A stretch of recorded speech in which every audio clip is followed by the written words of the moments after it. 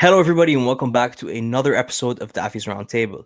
Today, I'm joined by a fellow Canadian chondro keeper, Jason from West Coast Chondros. We talk about all things chondros, from their localities to how he's keeping them, humidity, feeding, everything you need to know to get into chondros. Maybe not everything. Do your research. Always do your research. But a lot of really good information about chondros in this episode, and then we just had a great conversation in general. Jason is an awesome dude. I'm very excited to have him on, and you will definitely be seeing him on the podcast again.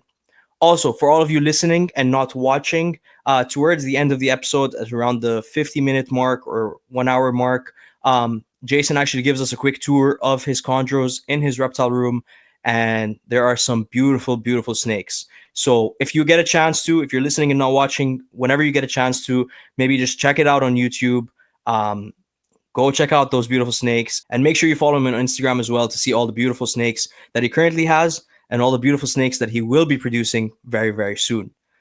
But before we get into chondro talk, allow me to thank Exoterra for sponsoring this podcast and making this episode possible. Exoterra makes quality products for our pet reptiles to make them feel at home. Also, one more note before we dive into the episode. If you are listening to this on YouTube or watching it on YouTube, or you're listening to it on Spotify, Apple Podcasts, or wherever else you listen to your podcasts, please do follow or subscribe. Leave us a comment. Every little bit of engagement helps, and I really appreciate it. Anyway, enough blabbering. Everybody, please help me welcome Jason of West Coast Chondros. Jason, hello. Hello, how are you? I'm doing great. How are you? Awesome. Very excited. Thank you. Thank you. Thank you very much for joining me. I'm very excited to do this. Very excited to talk chondros. And we just briefly spoke before we started recording, and you have some other cool species that we can Yeah. touch on a little bit as well. But why don't we start from the top? How did you get into reptile keeping in general? So when I was a kid, I started off with tarantulas. So I had tarantulas, and then tarantulas became scorpions, and scorpions became a ball python back when I was 14 through probably through 17. So my dad's from Iran, and he doesn't necessarily love snakes. So I had my first ball python hidden in my closet, which wasn't a big deal. I'd go buy, frozen thawed and feed it to him sometimes live when he wasn't eating. And then one day my friend came over to my house and made some sort of a comment like, "Hey, Reza," that's his name, Reza. "How do you feel about your kid having tarantulas, scorpions, and snakes in the house?" And he lost his mind. He was like, "What do you mean snakes? There better not be a snake in this house. There's no." And I said, "There's no snakes. I don't know what you're talking about. There's no snakes. There's tarantulas and scorpions." Anyway, so I quickly booked it down to my room, grabbed this thing from the cage, threw it in my underwear drawer, and then he comes down there and he's just like looks in the closet. He's like, "What the hell is this cage in here for?" I said, "Oh, that's for the tarantulas." And the scorpions, that's where I feed them. And he goes, "See, they're in another cage. You think I'm stupid?" And I'm like, "Oh, this is where I feed them mice." And he's like, "Show me." And I was like, and I had a mouse that was going to be the food for the. So I put this thing in there, and thing bit the mouse. The mouse was going crazy. The tarantula was going crazy, and then he just left. That was enough to kind of scare him away. And then I called my buddy Phil and I said, "Hey, the worst news has come to fruition. Looks like you've got yourself a ball python because my dad's going to kill this thing if he finds it." So I got rid of ball pythons. But I had snakes since I was a kid. I was always the kid. Like, I live in Victoria, BC, which is about from Vancouver. It's an hour and a half ferry, and then from Vancouver to the Okanagan, which has rattlesnakes, is 5 hour drive. So my mom is from there. So ever since I was a kid, I was always obsessed. I want to catch rattlesnakes and scorpions, which live in the Okanagan. So I would go hunting for rattlesnakes and scorpions. Never found any on my own, other than when we went with the ranger. We'd go on this outdoor excursion, and the ranger would take us out there, and he'd show us where they were. But my grandma would always call me. She'd be like, "Oh, you just missed a rattlesnake today. Like, it's too bad you're not here right now. I was cutting the lawn, and there was a rattlesnake there." And I'm like, "What? Catch it and keep it for me." She's like, "Well, I'm not keeping this thing." I'm like, No, keep it. I want it as a pet." It's like, "You can't have these things as pets." Anyway, so I've always been obsessed with snakes. And then I got back into ball pythons 20, how old is 2016. I had a ball python for about 5 years, and then he was just getting kind of big for the enclosure. Kids kind of, and then my ex wasn't into snakes, so there was about a 2 year break before I got back into ball pythons, and then ultimately green tree pythons, chondros. Well, emerald tree boas first, green tree pythons, and then yeah, now I'm basically obsessed with chondros. Yeah, that's awesome. So you Yeah. got the emeralds before the chondros.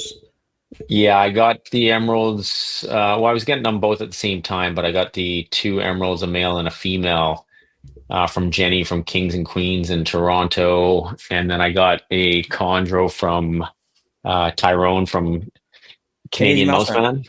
Yeah. He bought them all from Dave Grandy, but so they were Dave Grandy babies. I reached out to Dave. He's like, I just sold them to Tyrone, but reach out to him. So I did, and I got one from Tyrone, and that's his name's number 5. He's right up there.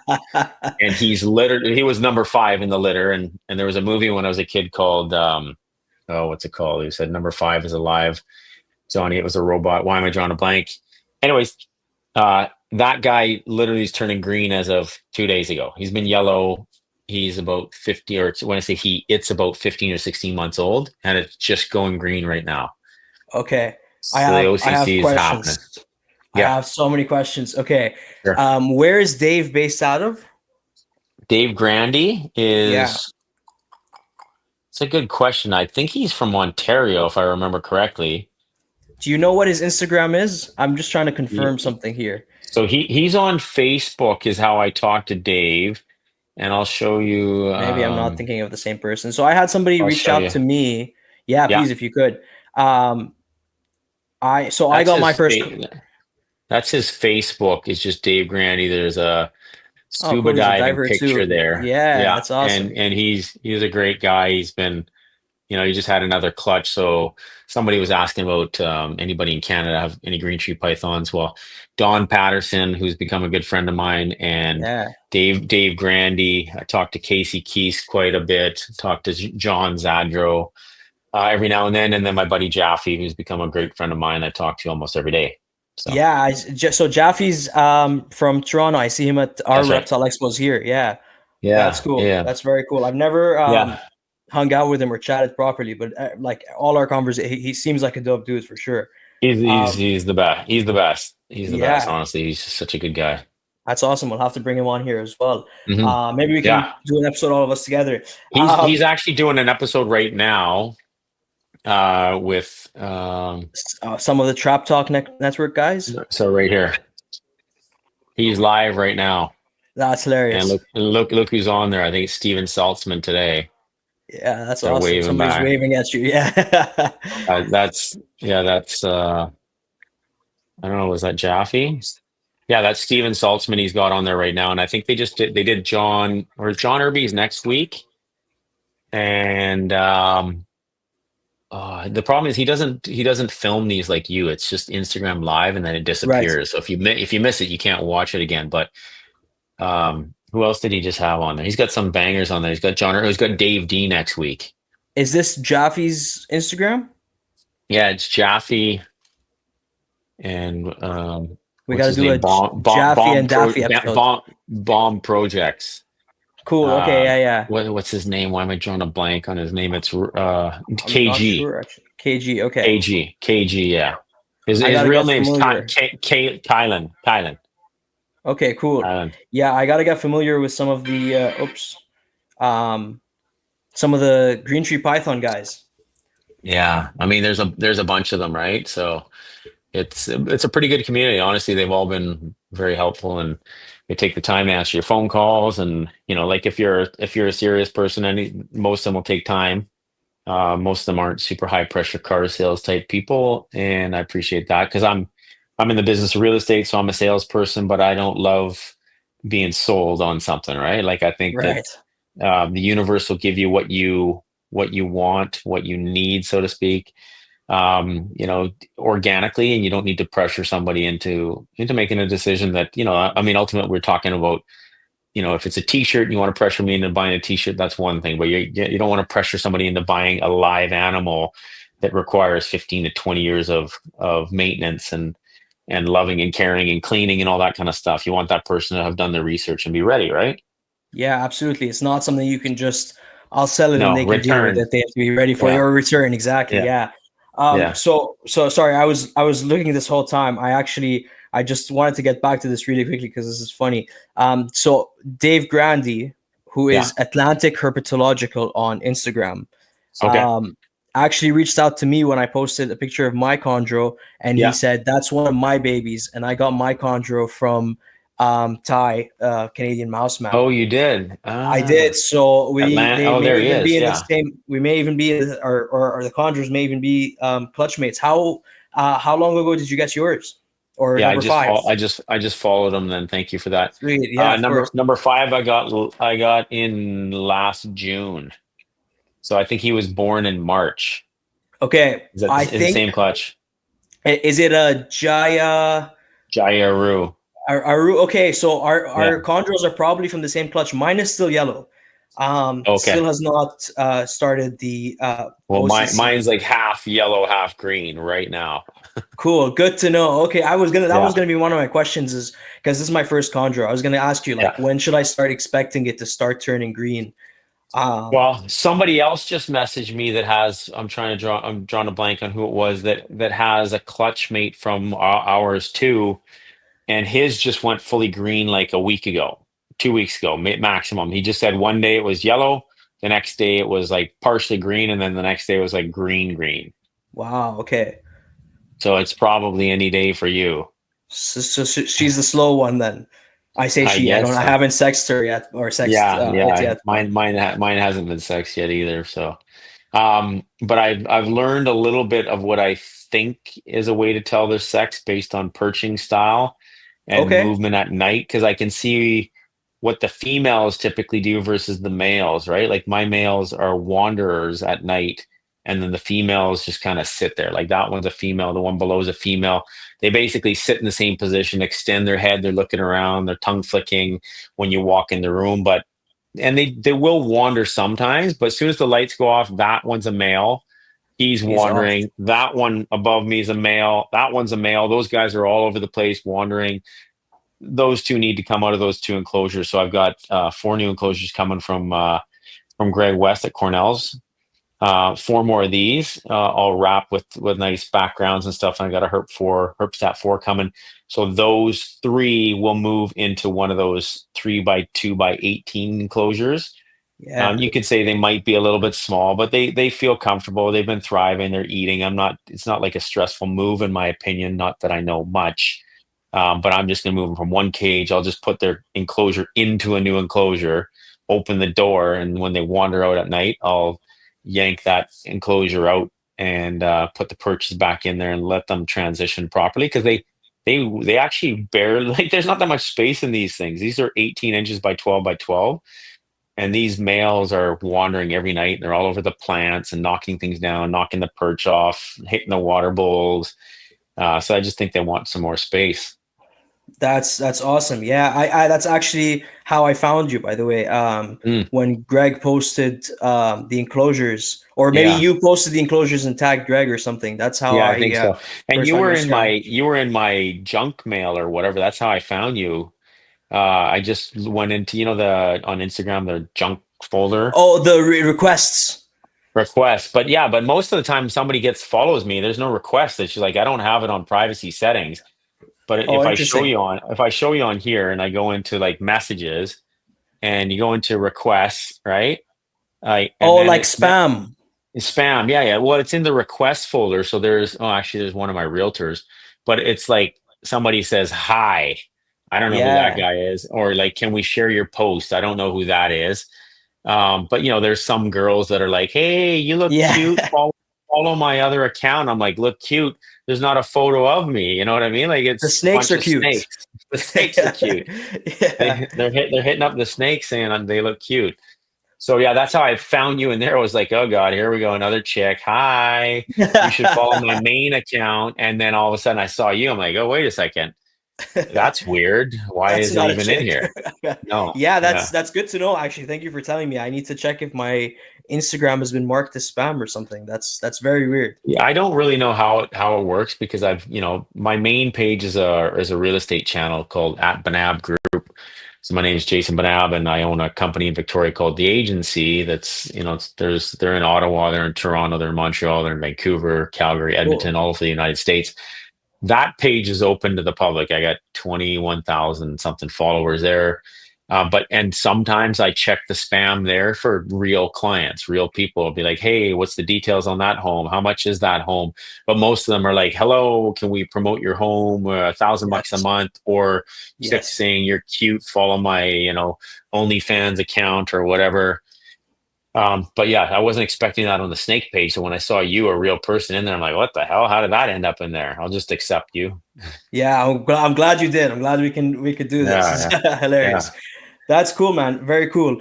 So maybe we'll touch on the enclosures for a second. I see sure. most of them are PVC enclosures. Yeah, Have yeah, you ever yeah. kept So chondros in anything else? Do you, or yeah, yeah, so I started off with the Exoterras. okay. And I still got a bunch of Exoterras that I had the ball pythons in too. So I had like the 3x2x2 Exoterra, so kind of matches almost those ones. And they were totally fine. I had the roof on them all, covered up to get the humidity levels up and stuff like that. And yeah, there was nothing wrong with those. I just, I've been reading enough about people saying that PVC is the way to go, and it's much easier for humidity to keep PVC, like, PVC enclosures. So I really fell in love with the Focus Cube ones. So the first ones that I ordered were the Focus Cube Monolith Slims, which is the white one there and the Yeah. black one there. So that's my Emerald Tree Boa females cage. That's the males cage, although I've got them both in that one together as I was showing you. So I ordered those first, those two. Then I ordered the C3 sliders, which are 3 feet by 2x2. Then I ordered the Hanger 6 Yeah. from them. And then I ordered the Alphas up top, which are 18 by 12 by 12. Then I ordered the those ones are called the Evo 30s, which are 30 inches by 2 by 18, I think. And I had a few Cornell's Worlds one that I bought secondhand. And the cost of bringing them in from the United States is quite expensive, right? Like I've been talking to Yeah. Jordan at Heartland Cages, and he's asking me about the shipping experience, and Focus Cube was great. It was amazing product. It, got shipped 8 to 10 weeks to make. They were expensive though. Like by the time we Canadians converted from like $800 for each of these enclosures into American at 42%, all of a sudden they're like 1,050 plus shipping of 130 per enclosure American. So there's another 200. So now you're at 1,250. And then Yeah. you get ding duty on these things of 12%, 13%. So now you got another $150. And now you're at 1,400 Canadian for those. Right. At 1,400 Canadian versus like 800 for the Cornells that Right. are, and equally Custom built. amazing, custom built, wrapped Yeah. with vinyl, and three of them. I bought the purchase from Tyler's Green Trees on Instagram, and he shipped them to Greg, and Greg installed them exactly where I wanted them. So, and there's been this whole movement, as you know, with the United States putting tariffs on everything, and everybody's saying buy local. And I wanted to support local, and I like Greg. He's been helpful to me, and he's been great. Don't get me wrong, I love the colors. I think that that's kind of fun. But to me, I like this now. I like black. I like uniformity. I like the vinyl wrap. These things with the glass are holding humidity incredible. Like I can spray it in the morning and it's still humid at night. Sometimes I'll give a spray in the evening just for the overnight. And some of these ones are a little bit more difficult for the humidity, for holding humidity than the Cornell. And it might be the glass versus the Acrylic. whatever the acrylic. Yeah, thank you. And I've got as you can see up there, I've got a furnace vent in there and one on the other side. So unfortunately, the way my house is set up, it kind of pumps heat in here, which can dry it out. I've got a humidifier in the room too. And our humidity in Victoria is around 60-ish naturally, so I definitely am supplementing it. Those big monolith ones with the green emerald tree boas, Those Yeah. ones don't seem to hold humidity as much. It's just probably too tall. They're like 3 feet tall, by 2 by 2. And like I've got tape on the back covering like 90% of the holes, and it's still, I can spray it in the morning. It'll be humid for a bit, and by nighttime, it's kind of dried out again. Yeah. But fortunately, they've had good sheds. The emerald tree boas. One time, the female did not, and I was like, "Oh God, here we go. This thing. She's not the friendliest. I mean, she kind of wants to be left alone. She puts her head down, kind of leaves you alone. But I had to get her out and give her a bath, and then that doesn't go so well once they're in the bath, as you know. Then they want to Right. kill you, and then they come out, and then they're kind of cool. They were kind of like, "Well, help me get this off of me." They're friendly. Put them back in the enclosure, and then they go back to kind of being dicks, kind of like Beox, like a Yeah. Beox. That's the reputation for Beox, right? Those are wild caught, that were imported.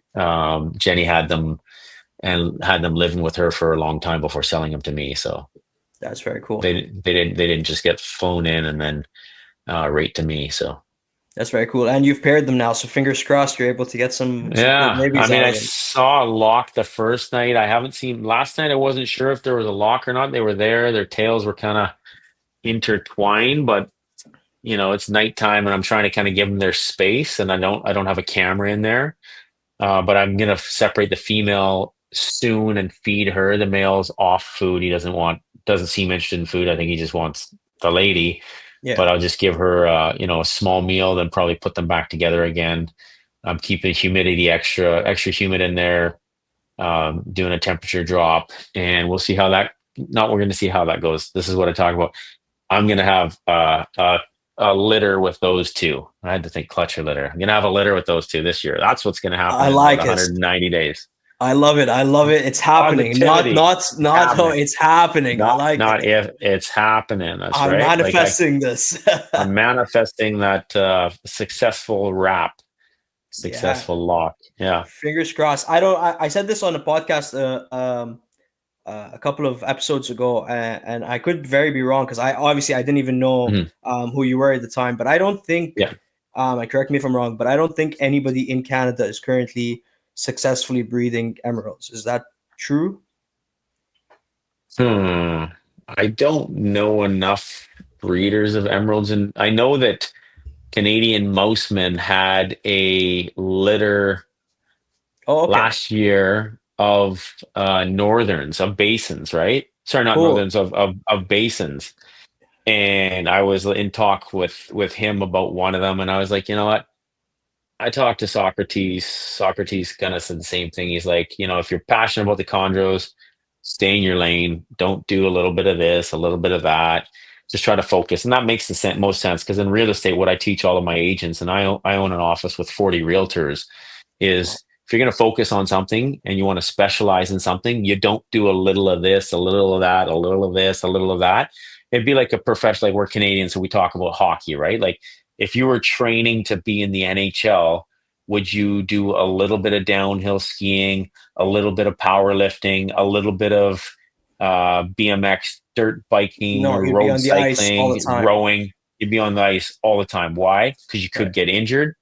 You're using different muscles than you're going to be using. So I think that's when Socrates said that to me. I was like, hang on a second. I know this. I give this advice in real estate all the time. If you want to sell houses and you don't like condos, don't sell condos. Somebody Right. calls and says, sell my condo. You don't take the condo.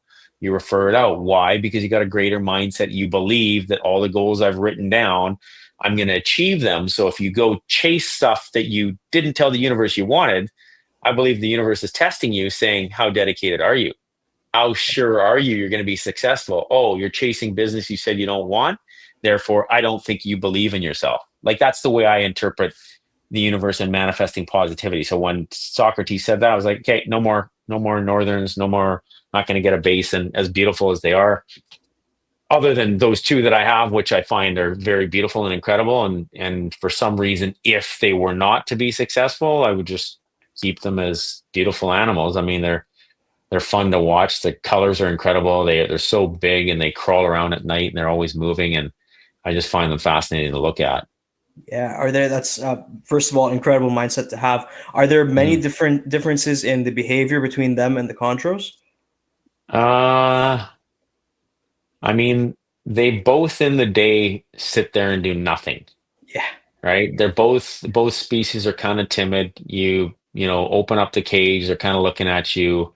They're not like my at least my emeralds aren't coming out to see you and tongue flicking and stuff. They're kind of like looking at you and then they're kind of like, oh, I'll put my head in here. He looks like he's Yeah. coming in. And Yes. then they hide, which is definitely different than when I first got them. When I first got them and they saw a hand in the day or not, they didn't really know what the hell was going on. They looked like, they were retracting, kind of like, I'm going to strike at you. And I was like, oh shit, I guess I'm going to have to clean this cage differently. Now I can clean that thing, both those cages incredibly easy. I just open it up, say hi, Ivy, hi Joey, and just take the water out, take their feces out, spray it down, clean it up, put paper towel back in, they hide.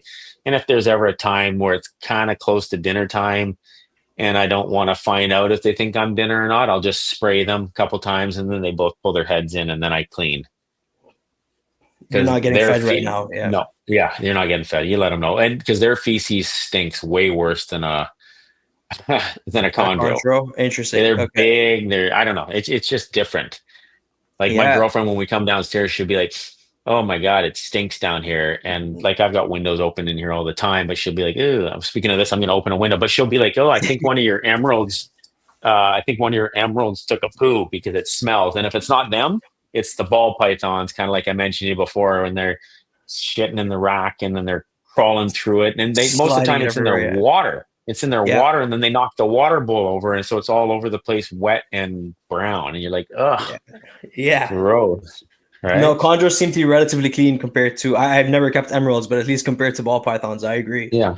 I mean, I'll just say this: an arboreal is above; it drops anything down below, urine or feces, and you can go in there and clean it, and they're not rubbing through it. Although that male I've got up there, that so far his name is Don's Julio, he has a tendency to poo and then go through it and rub it on the wall and stuff. Not so much lately, but it was like, why is he doing this? Like because he cruises on the ground and he cruises up the wall and I find him in there all the time where his head's up in the around the heater looking around and checking out what's going on, so he'll rub through it, whereas the females, they barely move, they just poo and they don't seem to go through it, right?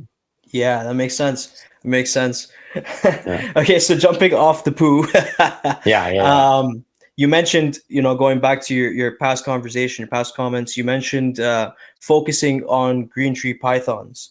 Hmm. Um, so I want to ask you in comparison to the ball python market, where a lot usually people that do ball pythons only do ball pythons, and then it's kind of Hmm. almost becoming the same thing where chondro people are chondro people and they're only keeping Yeah. chondros. Do you think that this is why? Do you think that it's in terms of more of a business mindset of where if I Hmm. focus, I can produce more, I can produce nicer colors and morphs, and I'm going to ask you about morphs in a second as well. But Yeah, sure. just in terms of, is this a business mindset of like focus down so you can? Yeah, Um, I mean, it's a good question. If you look at like Marshall Mendez, he has ball pythons, he breeds ball pythons, and he breeds incredible chondros, but he doesn't apparently sell chondros. And I don't know him by any means, but I'll text sometimes, hey, you ever sell anything? Let me know. And he seems to hold most things. Bill Stiegel used to do ball pythons. I mean, Socrates has done ball pythons. Like, I just think that the ball pythons, and don't get me wrong, I think they're incredible, and a lot of their, different morphs and stuff like that are beautiful and just wow. I don't know. There's just something about chondros that I've fallen in love with, right? I think I find them visually appealing, beautiful. Obviously, they're more in cages that you look at them like art. The colors of them, the patterns, and don't get me wrong, ball pythons are that too, but ball pythons, for most cases, I've been told, thrive better in racks. Like if you're going to have 50 ball pythons, you're probably going to have a rack right. versus 50 cages. I don't know many ball python breeders that keep ball pythons in cages, whereas chondro guys all keep them in cages, 2x2s, 3x2x2s, or 3x2x18, and they're just visually more. In my opinion, I just find them I visually agree. appealing to me, right? So Yeah. for me, this is not a business. I'm a realtor. There's no scenario in which I'm going to leave real estate to breed chondros. But do I want to breed chondros? Yes. Why? I just want to create something cool. Like I Yeah. just think that I love sneakers. Like I'm a sneaker guy. I got like 200 pairs of sneakers. Imagine being able to take two of your favorite sneakers, slap them together, and create a different version of those sneakers. How cool would that be? That's That's awesome. essentially what chondros are. And chondros are more fun than sneakers because you can take off your sneaker and you can look at it, and that's it. And you've got a wall of them. But these things move around. They get to feed. They shed. They have a good shed. They have a bad shed. You get to hold them, give them a bath. You got to hydrate them. Like it's just, I don't know. There's something about chondros that I find incredible. I just think they're visually so beautiful. And even my friends that are terrified of snakes will come down here. If I show them a ball python, they're like, "Oh God!" Like they're scared if they're scared of snakes. And when they see an emerald or a green tree, they're like, "Okay, I don't really want those things to come out, but those are beautiful. Wow, like Beautiful. those are Yeah. really beautiful." And I don't know, you just fall in love with them, and then the addiction starts, and you go from one like you've got to, I think I got 18. Well, I've sold one that's going to be going soon, but so I'll have 17, and I've got two coming from Bill Stiegel in the fall, one from John Irby, and I just committed to one with Dave D, so I'm getting that one too in the fall. That's awesome. That's awesome. Yeah. And then so off kind of the same train of thought, what about the Yeah. morph game? Do you think the morph game will ever become anything like in ball pythons? I mean, they're producing some people like Socrates, for example, Mm, producing some incredible animals. yeah. Do you think they could ever be, I guess, proven out to where they're as specific as ball python genes or ball python morphs? Oh, I mean, I might not be the guy to be asking that if you're, I think, yeah, definitely. I'm probably not the best to be asking that. I'm more into like, ball pythons. I started learning about the different morph, and this one with a butter, with a clown, with the this becomes this and that. I mean, what I like about green tree pythons, it's a little bit easier. You've got localities, or you've got morphs, you've got different type of breeding, outcrosses, and I don't know. And then you can trace the lineage back up, and you kind of understand if you've got blue lineage from four generations, and it works its way down, whether that snake you buy from an established breeder turns out blue or not, it's got the potency to create babies with That could be blue very blue. lineage or high lineage or Yes. whatever. And that I find fascinating, because it is kind of like what they say, you never, it's like life's like a box of chocolates. I think chondros are like a box of chocolates. You never know what you're going to get. And in the case of these amazing breeders, the Bill Stiegels and the Socrates, and Garrick from House of Blue, and Patrick Holmes, and all of these guys that Marshall that create amazing snakes. Mark Hager, they don't know what they're going to get, and Right. sometimes they'll sell them. Steven Saltzman, they'll sell them thinking something looks normal because it wasn't the darkest or the most reduced pattern, and then all of a sudden, the person they sell it to, like 2 years later, is just like boom, look what it turned out to. Like Socrates, one of the animals from my clutch that I got from Socrates, mine doesn't look insane. It looks beautiful. It's got some blue, it's got some nice yellow on the dorsal. But one of the guys that got one, Jordan from Canada, they got one from the same clutch. His is probably, Socrates says, one of the craziest OCCs he's seen. Now if he kept it for that long, would he sell it? Probably not. So Yeah. that's where I think a lot of these breeders hold them back. Now they're a little bit more difficult to breed, from what I understand. I've never bred chondros yet. I will this fall. The success rate's a little bit different than ball pythons, and therefore I don't think you'll see the market get flooded like ball pythons. I don't think it's like, most people aren't selling 5-year-old females, which is what you need to breed, right? Like a Right. 4.5 to 5-year-old. You're Like you buying can buy babies and growing them out. Yeah. yeah, you're buying babies, you grow them out. So there's that time. Whereas in ball pythons, I can buy like a beautiful female from you that's 2 years old, and I can pay you $2,000 to $20,000, whatever it is, and do the math and go, if I take this one and this one, I'm guaranteed to get 1/16 this gene, 1/16 that gene, this, that, the other. So you're just playing the numbers game. Whereas in chondros, you got to wait 5 years. Right. So there's a patience game, and nobody's selling 5-year-old females, right? And if they are, it's because they're leaving the game, or maybe they've got, I don't know, they're expensive. They want to trade that female to get another female from somebody better, or a better breeder or something a little bit more along the lines of what their vision is. And so you just don't, I don't think you're going to see a flooded market. You definitely see a lot of ball python people switching to chondros where they've got lots of Yeah. ball pythons and now they're buying the chondros from the breeders and likely kind of doing what I'm doing, I guess. But I don't have that many ball pythons. So, and I'm not a ball python breeder. I'm not a breeder at all. I haven't bred anything. So, Yeah, no, that's a very good point. I didn't think of the whole waiting game. That definitely, reduces the chance of anything like that happening. And then you're also getting a bunch of neos that you don't know what they're going to look like in a year or 2 years. Like the yeah, snake we were talking about, mitochondria from the same clutch. yeah. It's almost, I don't know, like you were saying, like maybe 16, 17 months. I don't know. I don't remember hmm Yeah. March I last year, think it's a whatever it was, but March something birthday. Yeah. yeah. So like, and it's still a neo. So you're Yeah. waiting around 2 years before you even Yeah. remotely know what the snake's gonna look like. What size food are you feeding it mice? How many Uh, grams? so I don't weigh them. This is actually I have a bunch Oh, of okay. questions about feeding. Sure. But I spoke to Lord the Lion. I don't know if Yeah. he's friends with Jaffe, and Yeah. he mentioned feeding or weighing his rats before he feeds them. And I think I'm gonna start doing that. But they're I on do. like I weigh bigger mine. size pinky rats. Okay. But maybe I should upgrade. I don't know what. So what are you feeding? What do you feed in general? So And yeah, yeah, in general, so the Neos, when I get them, I start off with the, pinkies, and then it goes to fuzzies, and then to weanlings, and then to small mice, then to adult mice. Like right now, my one, the same clutch mate as yours, is eating 25 to 28 gram mice. okay, So that's a pretty good sized mouse. yeah, And it sheds every probably on average 6 to 7 weeks. okay, Um, yeah, whereas like I got one from Luke Snake Walker that's also comes from John Irby lineage.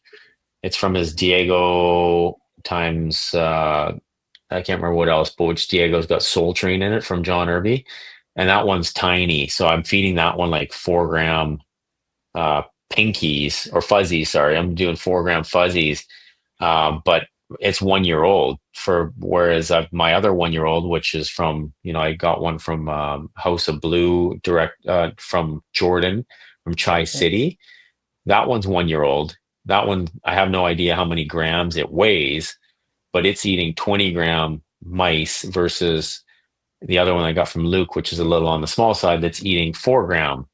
Like it's tiny. Like if I tried to feed it an 8 gram, it would probably die. Like it would be right, way too big, right? So I weigh them, but most importantly, I judge. And by no means like full transparency, I'm new to all of this in terms of chondros, much like you are. I've got some ball python experience, and but these green tree pythons, basically, I think they say you take the look at the width of their body at the widest part, and you feed them something about that wide, up to 1.5 times that width, right? okay. But sometimes when I feed these things, I look at them and I'm like, oh my God, did I give them something too big? Like I gave them a 15 gram one, and maybe it should have been a 12 gram one. But I think it's more about the width of it than the weight, right? Like if you had like the one in this green enclosure, she's a female. I've fed her anything from 55 gram rats to 75 gram. And when I fed her a 75 gram one, it was thinner and longer as opposed to these 55 that are sometimes smaller and fat, Right. right? Like fat mice versus longer rats. And so I'm just kind of judging it based on the thickness of their body. But don't get me wrong, sometimes I'm back down in this room like 3 times at night when I'm feeding these things just to make You're sure they're like, not did they eat dying. it? Because I'm like, Yeah. are they gonna choke on this thing? Yeah, no, So that's yeah. true. I heard about this. Like I said, is it so? There's no like proportion or calculation of like the snake weighs this much, so I should be feeding it this Well, many I mean, grams or whatever. obviously, with ball pythons, I was always taught that you should be feeding them something about 10% of their body weight, right? So I've got some of the ball pythons, like I've got a spider exanthic. I don't remember what else is in it. Who's probably last time I weighed him was like 500 grams, and so I feed him 40 to 50 gram mice or rats. It just depends what I've got available, right? I'll mix it up, mice, rats, whatever. They don't discriminate; they just eat it. I've fed them ASFs. I've fed them everything. But I've Okay. never fed him something too big. It's just kind of what I see as, like he's pretty thick, so I could probably feed him thicker, but I don't know. I'm not trying to breed these things, and I'm not trying to overfeed them. I've heard enough about people talking about chondros, keeping them slimmer more than fatter, right? You don't want them to be overweight, like especially like some of the males, Patrick Holmes, he, for the last 5 months, him and I were chatting quite a bit, and he said he likes his chondros a little bit on the slimmer side than some people might. So I don't know. Yeah, it's I think interesting. it's Yeah, it's I've all heard. about balance. Like in the wild, you got to think about it. If those things are hanging from a tree in the wild, and you think that they look like their body width could eat a 15 gram, and a 25-gram something walks by, a mouse, bird, or whatever, do you think they're They're going, gonna take it. this one's too big? They're fucking taking it. So They're some days taking it. Yeah. they might grab something, wrap it, try to feed it, then let go of it, wait for a different day. So why would they not do that in here? I don't know. But sometimes they get stuck in my head like, oh shit, I gave this one too big. I don't, if you feed them something too small, I don't think there's anything wrong with, mixing things up. They don't, like, I'm not that calculated where it's like 15 gram, 16 gram, 18 gram, 20 Yeah. gram. Like, I'm like, hey, this one last week, and I keep my notes on what's that site called that I use? Why am I drawing a blank on it? Yeah. Anyways, Tell us this night. Yeah. well, Or maybe the site that I use is Husbandry Pro. Husbandry Pro. Okay, I was wondering. So Yeah. Okay. Cool. Husbandry Pro. So I keep track of everything on there. But all I'm getting at is if I fed number 5 a 24-gram last time, and I don't have a 24-gram or a 25-gram next time, I'm not going to jump them up to a 30. And if I've got something smaller and it's 20, I'll feed them smaller rather than going up, right? Because I don't think that that's healthy to be feeding them too big of a meal, right? Yeah, well, so that's something I've heard about, just chondros in specific, not all snakes, but Mhm. they say too big of, or like overfeeding them too frequently, Yeah, and they tend to die early, regurgitate. and they Yeah, don't regurgitate, die yeah. early, or they what's Prolapse. the other one? They don't breed. I've Oh, heard yeah. prolapse as well, and I've heard that they don't breed because they're just too Oh, okay. chunky and too Well, yeah, you heavy that don't they want them don't want too to. chunky, Yeah, right? For sure, yeah.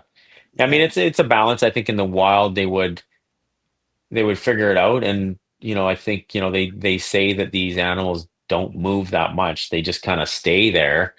But I can't help but think in the wild they would probably cover more distance if they're exploring at night than you would in a cage, right? for sure. So And they're maybe not always going back the to the same corner. yeah, yeah, maybe in the wild they're a little bit slimmer and they're getting more exercise, burning more calories, right? So That makes sense too. Another thing I've heard, like kind of off the same tangent, another thing I've heard is overheating yeah. is really bad for them. How do you heat your enclosures, or is it do you just heat the So entire they room?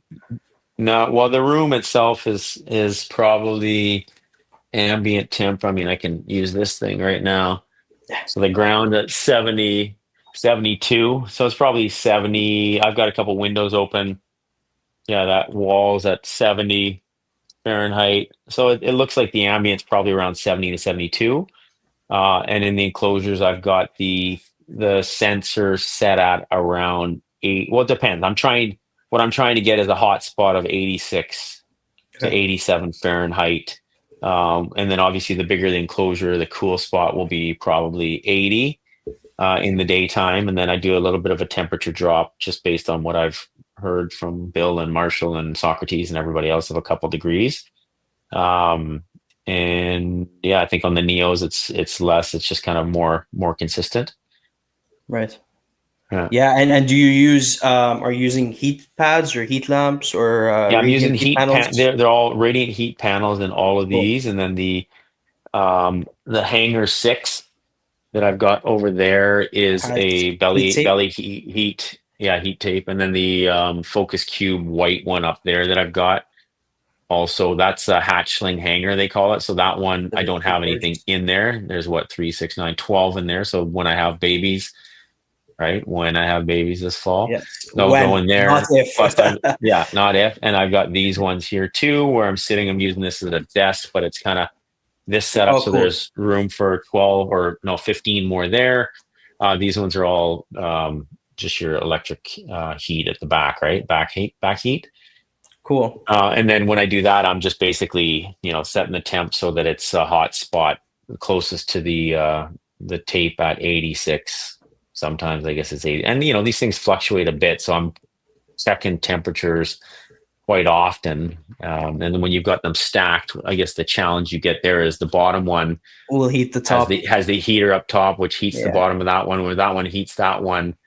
Yeah. And that one down below can be a different temp than the one in the middle and the one above. So I'm checking temps to try to lock it in, right?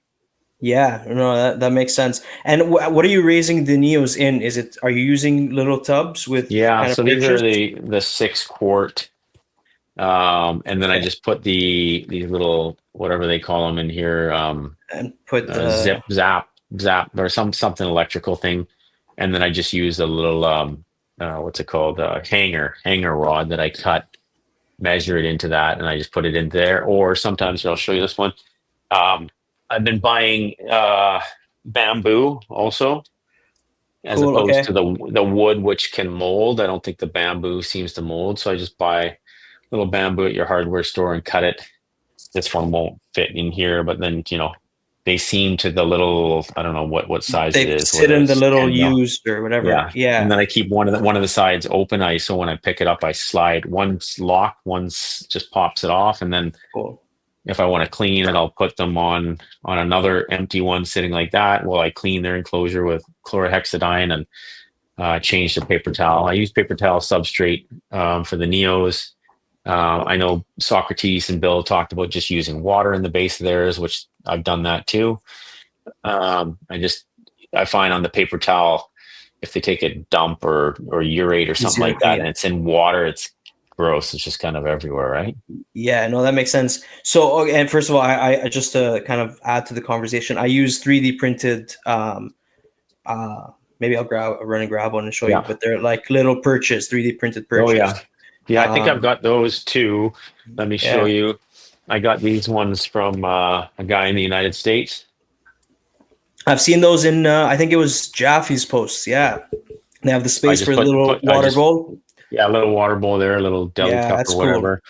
Put that in there, or I use the rod, single rod thing. But let me just put that in there, slide it into the focus cube thing here. Or I've also used these two. Um, so this is Don Patterson showed me this. This is kind of like your, I don't know what this Yeah, is, landscaping stuff for plants, right? So I just cut it, bend it into position, try to get it so that it's off the ground when they're yeah. neos. Put a big water dish underneath there, under one section, kind of at the back of it, and then the neo hangs on there. Like I'll show you this guy. He's actually, unfortunately, I want to get him off of that, but he's kind of stuck on. Oh, he took another dump. I just cleaned it yesterday. So here he is, Always right when you here. want to show it. Oh, I beautiful. know. So he's on one of those whatever you call it, landscape things already, and I've got the reptile perch thing Under it. underneath that, and a kid's not a kid's one, the little Neo thing underneath that with a big water dish. So he Cool. just took a fresh dump. Thank you very much. And I cleaned most of them yesterday. Any of the ones that had anything in there.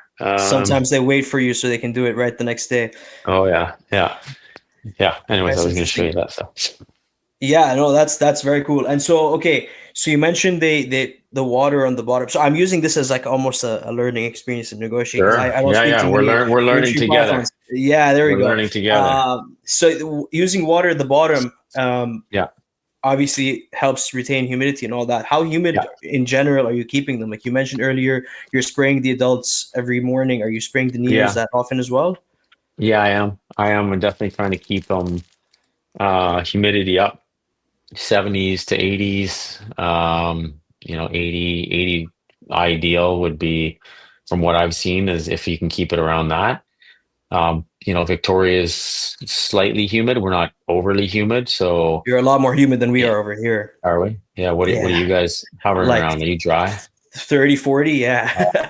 So natural Yeah. humidity in this room, I think, is 55-ish. When I have my humid, whatever you call it, the thing that reads the humidity. But yeah, so I think 75 to 80. Those monolith ones with the emerald tree boas, I struggle with those. So I'm definitely have to stay on top of those. So I've got big water dish, another water dish, the hanging one up near their thing, right under the water to get it to evaporate. I'm spraying the walls, I'm spraying the base, the paper towel. I'm putting paper towel in those PVCs to get them really soaking wet. Whereas these ones here, these Cornells with the glass, they really work. Like when I say work, you can see they're beating right On now. the yes, yeah, the Yeah, what's the word I'm looking for? like Condensation on the glass, condensation on almost. the glass. Yeah, thanks. Yeah, Yeah, yeah, absolutely, yeah. And what are you using for the adults for substrate? You said paper towels for the neos. I use paper towel for everything. So I Okay, don't know. I like paper towel. I can kind of measure how wet it is. Like especially the nice thing about the black enclosures. What I realized is on the white enclosures, when you've got a white base, you can't see how wet the paper towel is. right. Right? On the black base, when you spray it, you can see it Almost like wetting the see paper through. towel through how Yeah, wet you are, right? So if I want to soak it, it's much easier in a black enclosure. So these ones are really nice because I pump the water bottle first thing in the morning. I come in there, I go and spray it from bottom around, and then on some of the fake plants, and then I leave it, and then I come later in the day, and this is kind of how they are. Now, sometimes later in the night, they'll kind of dry out. If it's not too late, then I'll open up the cage. If they're not in hunting mode, I'll open up the cage, give it a nice soak. And, sometimes I've seen one of those ones up there just kind of licking like putting its head up on the glass with tongue flicking. I don't know if it was drinking or not, but, it's not very often I've seen chondros drink water. yeah. I've only ever seen my neo drink out of a bowl once. Other times it's like Yeah. once I spray it, it'll kind of like drink off its Yeah. scales or just kind of Yeah. do a couple of licks. Yeah. Cool. What about obviously you have maybe let me see if I can pull up your Sure. Instagram right here actually. But Sure. what about locales? Like, is there a locale you're more partial to? Is there anything specifically like you're going to be breeding them soon? Are there breeding goals for them? Yeah. Yeah. I mean, I definitely like the blues. Nice. I like the direction of the blues. I like the high yellows. I've got a few high yellows now. Um, I mean, Dave D's the one I'm going to get from him is one of the calico tiger stripe. It looks like a calico tiger stripe. I love that look too. I mean, if you gave me all the money in the world and all the green tree pythons, I'd have one of everything. I'd have Right. localities.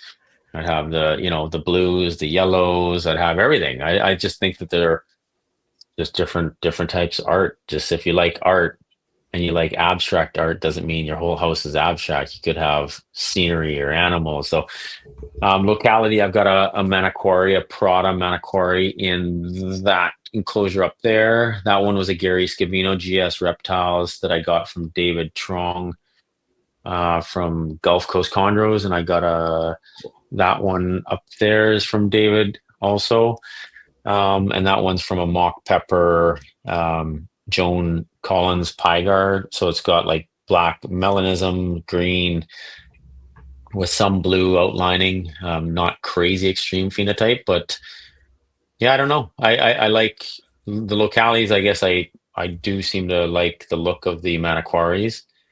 Cool. Um, I like the look of the Arus. I like the look of the Jayas. That's why I got the Jaya Aru. Yes. Um, I'm not expecting it to be an extreme anything other than it'll probably go more green than anything.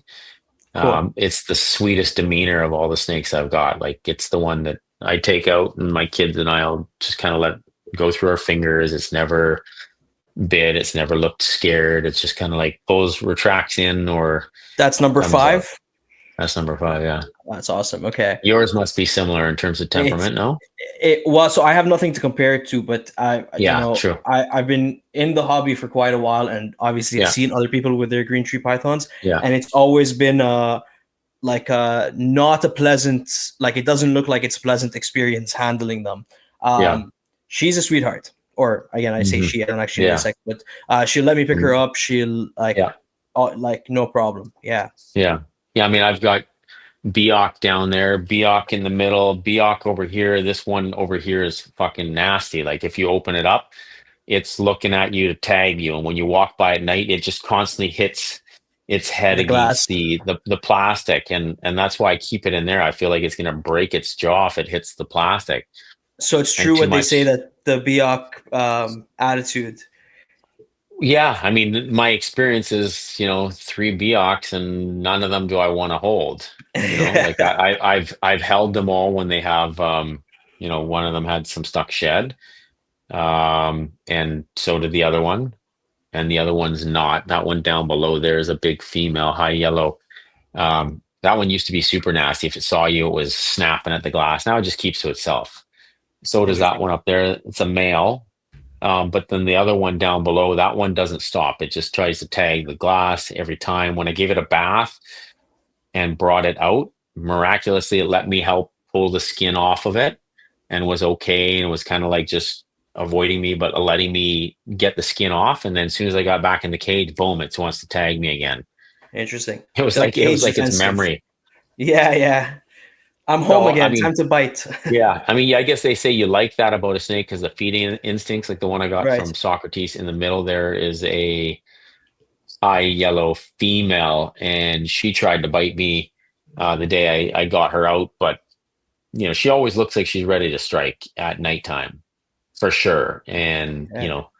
watching. So Yeah. What about yeah, the orange one I commented on? I was just, I'm going through your Instagram right now, but I don't see a picture sure, of it. I think maybe it was a story or a story yeah, post. What is the lineage? And I can put it up too because you texted me it, yeah. but what's the lineage on that one? Is that also from Socrates?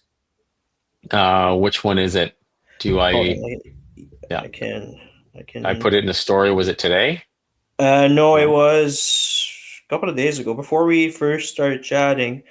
Okay. Um, Archive. I'm just gonna go in the archive Here. here. Oh, Splash Daughter, Calico Line, and Oh yeah, yeah, yeah, Hectic yeah, Moon yeah. Daughter.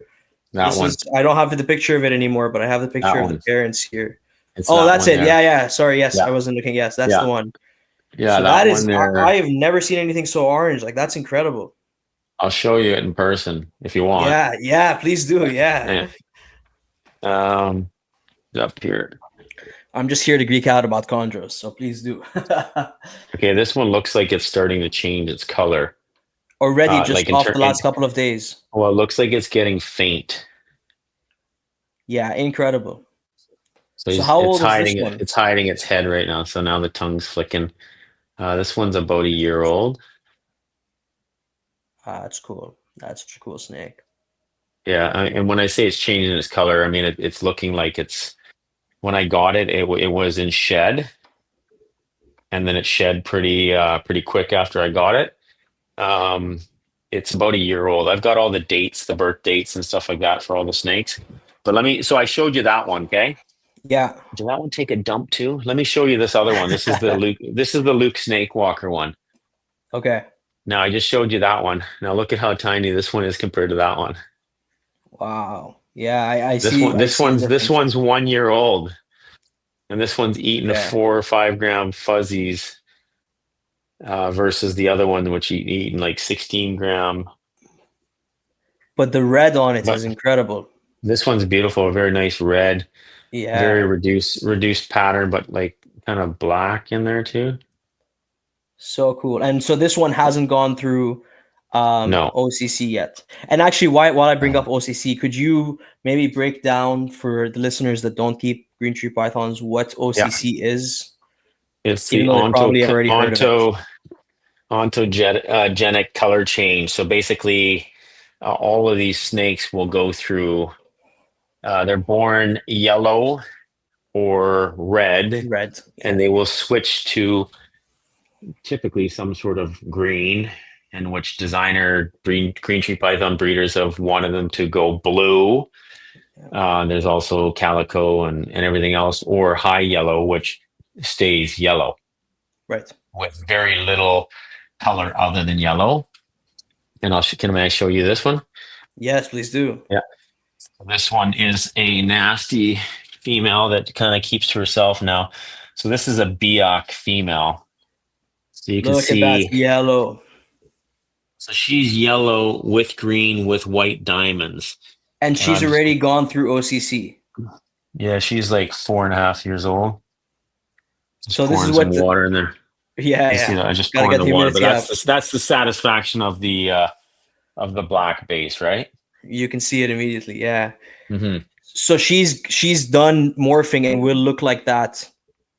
Like Yeah, I mean that's she's yeah. seen. I mean Biocs they say change slower than other localities. I see more green coming in on her. So will she end up a pure green? I don't know. She's got lots of diamonds. This one is a sarong, I think, mixed with Jayapura. Cool. Female, 4.5 years old. She's quite a good size. She'll be ready to go this winter for breeding, and so will Awesome. that one that I just showed you down below. That is awesome. Yeah, and I'm probably gonna put this guy. This is my favorite guy. I So mean, it he's looks like he has some blue. blues. Yeah. He's blue with some black. Call him Don's Julio. He's 3 years old right now. He'll be good to go this winter. He's a pretty good size. Um, you can see him okay, right? Yeah. Oh yeah. That's He's gorgeous. got a lot of blue. When I take him outside, he's real blue. That, Um, that but is yeah, awesome. that guy's a nice little one. Let Uh, let me know when you have some babies. yeah, I love. So I'll show you the one that I've got that you have, the clutch Please do. mate. He's kind of shy, or oh no, he's gonna pull his head back. So can you see? Yeah, yeah, yeah. So it was yellow the other day, and you can see it's half yellow, half green. That's crazy. And it almost seems like it has like a reduced pattern or no pattern almost from Well, here. it's got lots of pattern to it that's going to be disappearing, and I think this one's probably going to go green. Like the other guy that sent me clutch mate, it looks like all those patterns on top are disappearing and it's going Disappearing. more green, right? Interesting. Which obviously is Yeah. not what you want. This one's a bit on the whatever side. I'll show you a nice Biak male. Anybody? I'm just gonna I leave me like those alone, please. trees. Where do you get those trees from? You see that guy? Oh yeah, look at that high Yeah. yellow on him. Yeah, so that's a Biak. He's got some black and some white coming in there. These trees came from like Amazon or something. They were like $10 a piece. They're good for the little enclosure. Bill Stiegel posted them once and I asked him where he got them. Yeah, they're cool. Good heights. This one here. Let's see this one here. This one's from Gulf Coast Chondros. So you see he's getting quite a bit of white diamonds, like the Yeah. white's coming through more. He's got some black melism. His dorsals are kind of outlined with a little bit of black and yellow.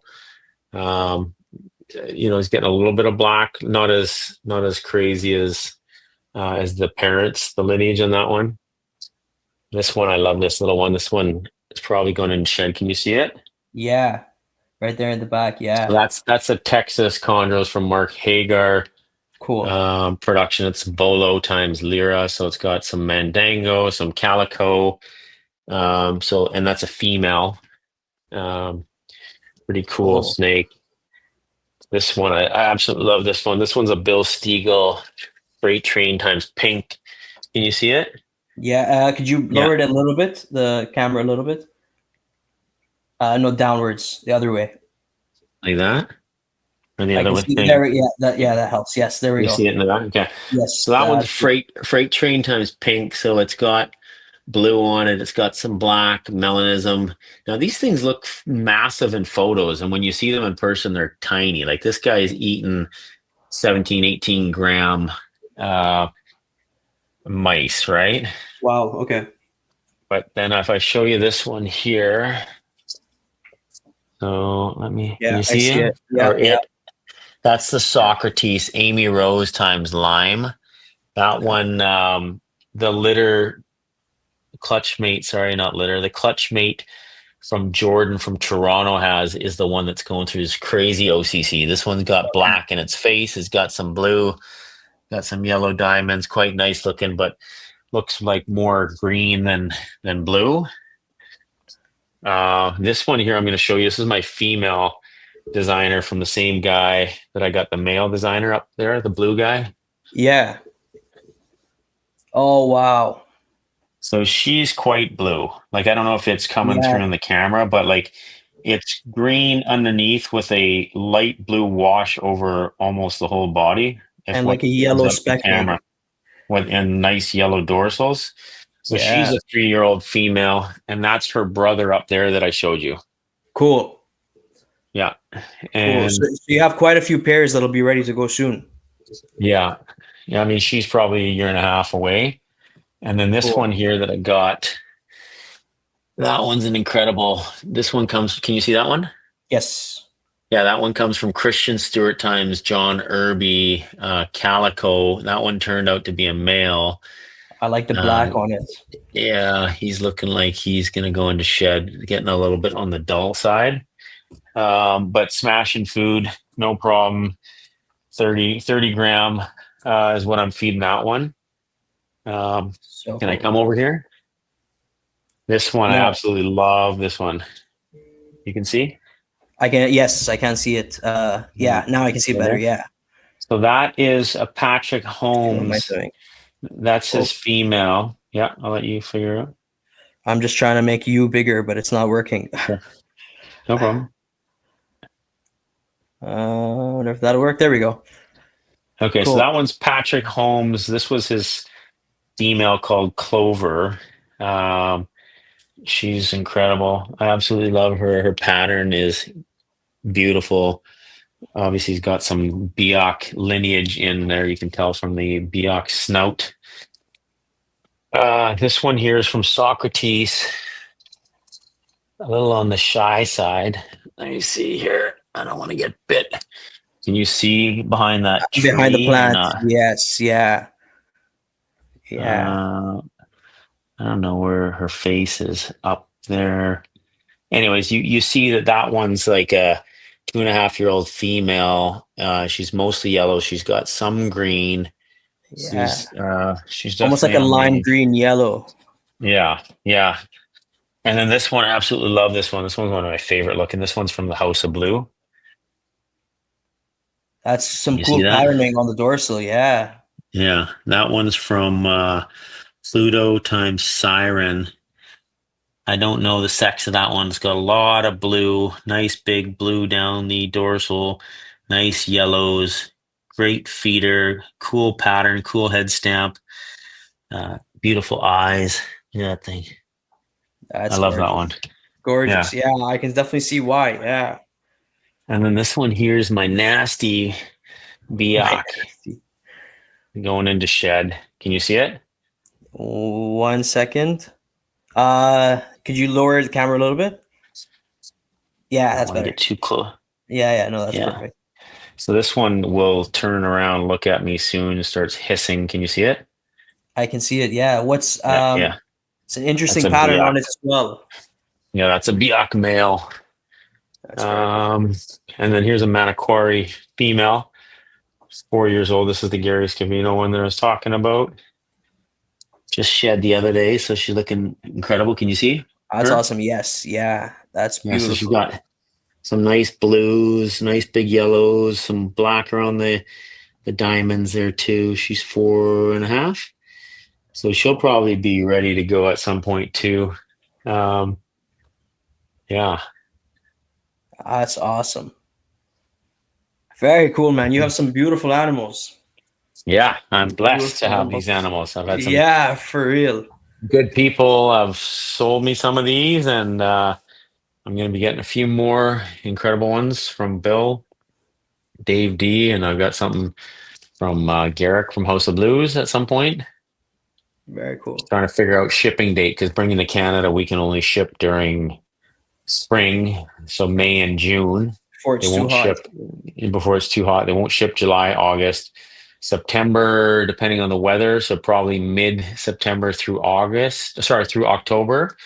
And then November, you're running out of time. So you Yeah, probably it's got a little bit in November too before it gets cold. too cold.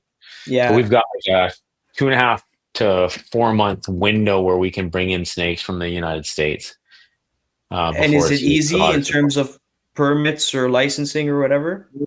Well, Sam from Reptile Express is who I've Yeah. used for the permit. So he pulls the CITES permit. That takes about 8 weeks, apparently 8 to 12 weeks.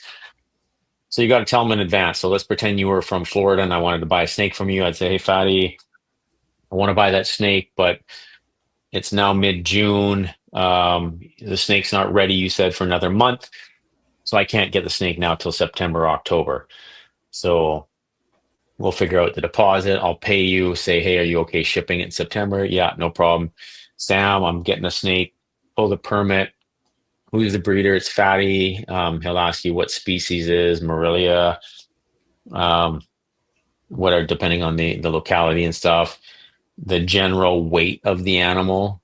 And then he'll pull the permit. And when you buy the snake from you, if you sell it to me for $1,000 or 2,000 or five or whatever your number is, then you pay duty on that amount. Okay.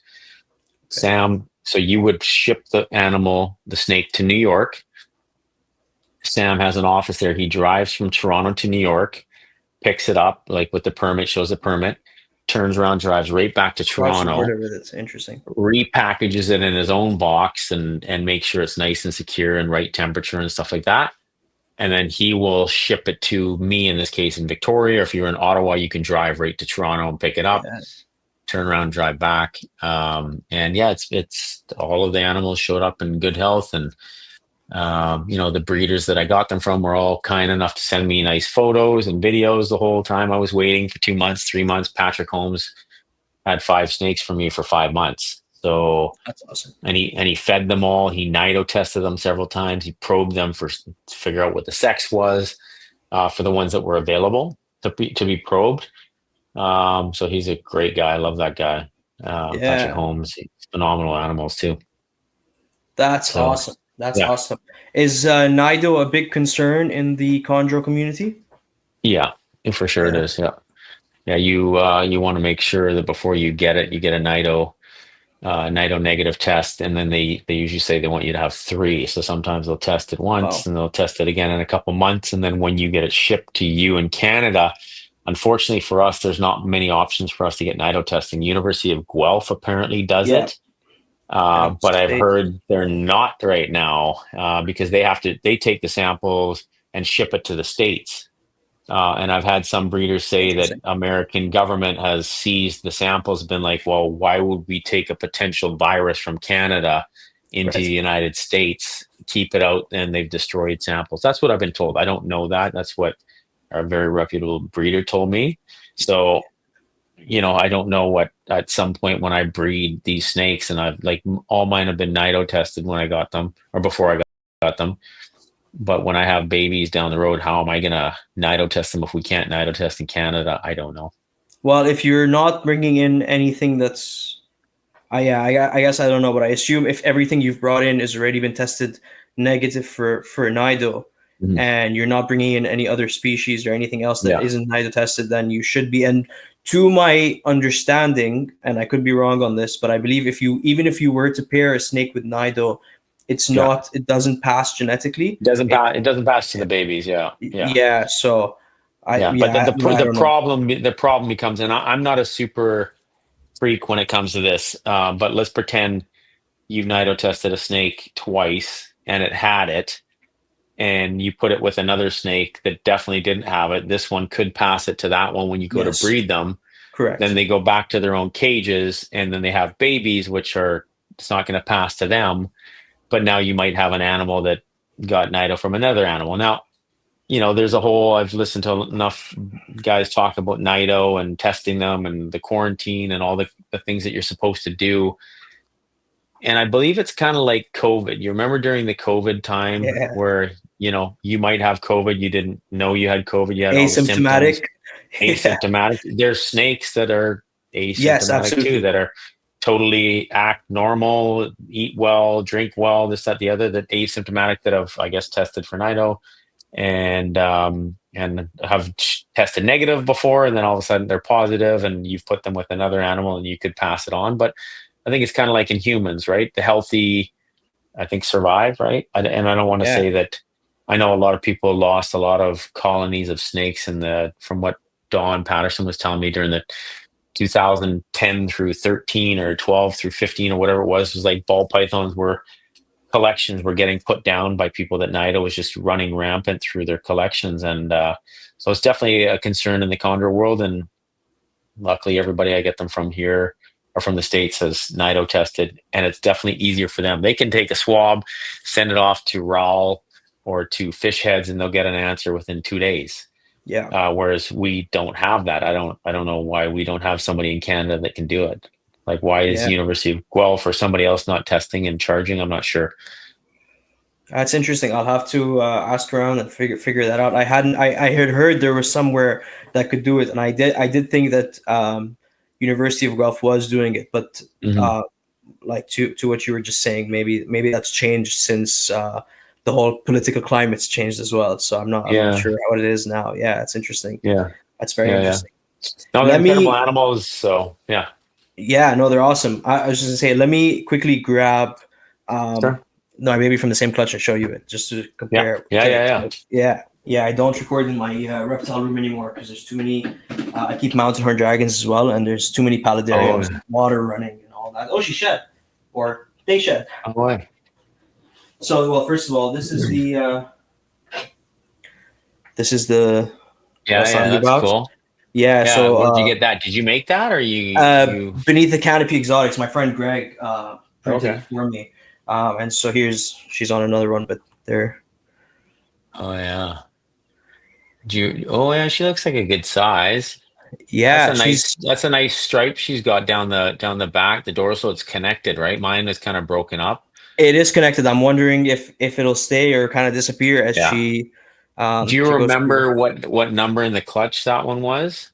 I don't, but I can check. Wait, did you get the number from Mine was number 5 of the picks. That's why I gave him the name number 5. did you get that from Dave or from Ty?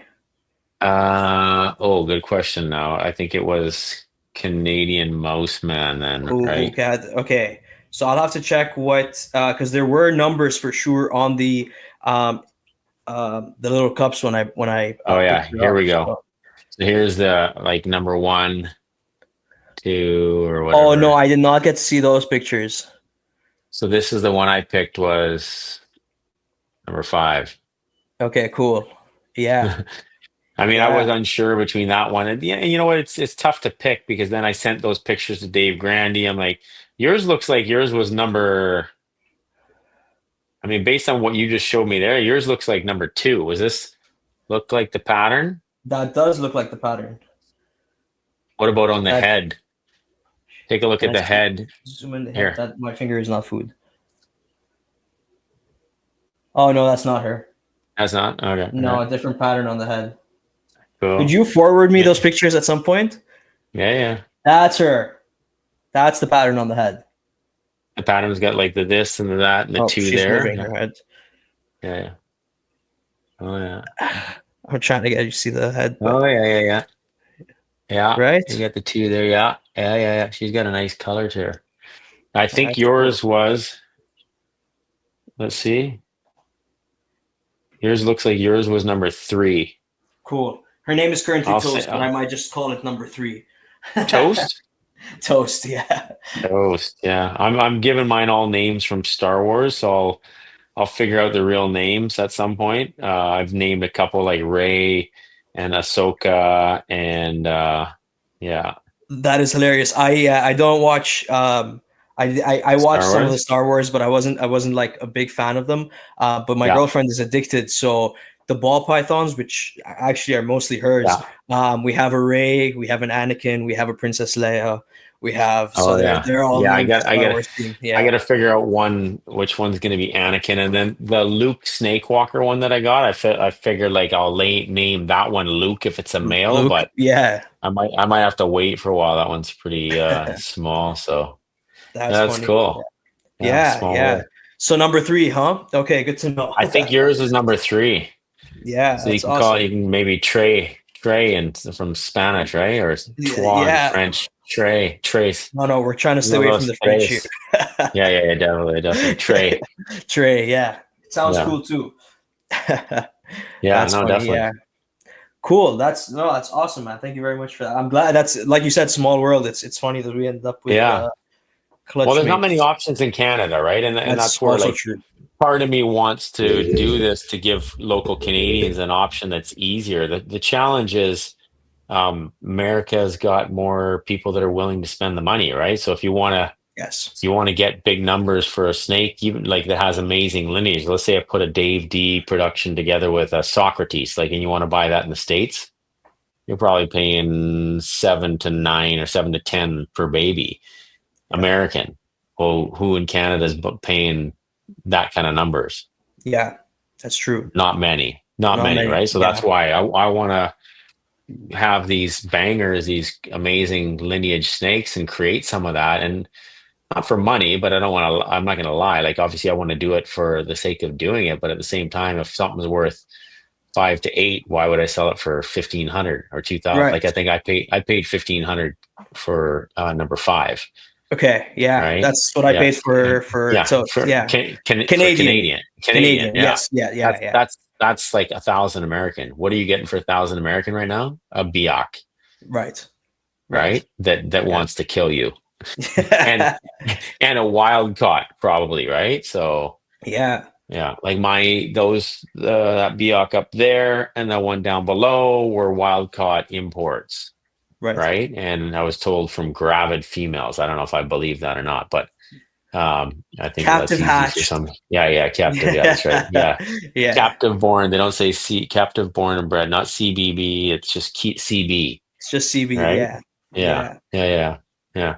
I mean, it's Who a good knows? learning process. When I did the podcast with Ro, and Ro was like, "You should start a YouTube channel and film this kind of stuff and the feeding and then this, and this." And I'm like, "Ah, man, I'm a realtor. It's just time." But I think like the amount of time I would spend on YouTube typing in the proper temperature for green sheep pythons, proper humidity, how to set up your snake cage, and now you've got some guys like Alex and stuff like that in the States. They're doing some videos, feeding videos, because yeah, it's so difficult when you start out new in this. You get so many different opinions, and then if you want to post something on the Morelia whatever page on Facebook, fuck, You you get a get bunch of like people eating. you Yeah. get beat up. Like if you say anything, you could get a reaction like, "Hey, here's a great tip," or other people are like, "Do your research before fucking buying a snake. Do Yeah. us all a favor." And you're like, "Whoa!" Like, and then people are like, "Hey, man, take it easy. To be positive." Like, no, seriously, this guy's a clown.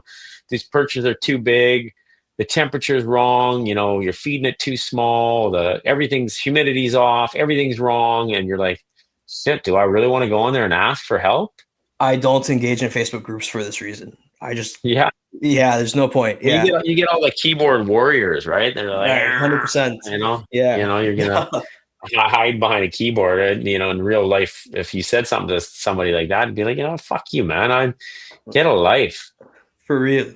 Yeah. And because everybody starts and you all fuck up, right? Like that one that I showed you over there, the Socrates one that I pulled out, the one that I said took a fresh dump up in the Yes. top there.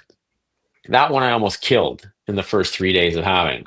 Right. So I had it in one of these enclosures. Okay. So in one of these, in this exact thing that I'm sitting on, and one of these ones is a different brand.